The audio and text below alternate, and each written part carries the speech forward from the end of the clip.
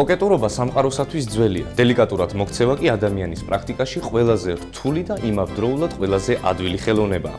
მთავარია მაესტროს ტელერეცეპტის რჩევებს მისდიოთ და ყველაზე ჭკვიანი კაციც კი შეიძლება გაასულელოს ყველაზე სულელმა ქალმა. ქალბატონებო, იმისათვის რომ გახდეთ დელიკატურები.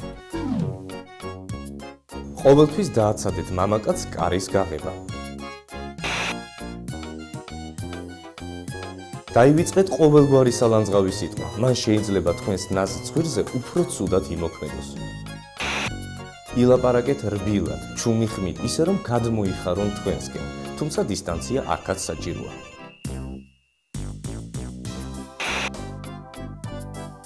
თუ დიდი ფინანსური გაჭირვება დაგიდგათ, შეიძლება მეზობლის ბრილიანტებითაც იკეკლუცოთ.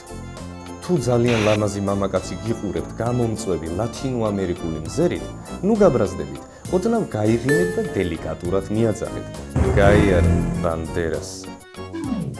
თქვენ თუ ტელერეცეპტის მიხედვით იმოქმედებთ, თქვენს თაყვანისმცემლებს დელიკატურობით მოხიბლავთ. თქვენი ღიმილი და კოკეტურობა ყველაზე ჯიუტ მამაკაცსაც კი დაამარცხებს.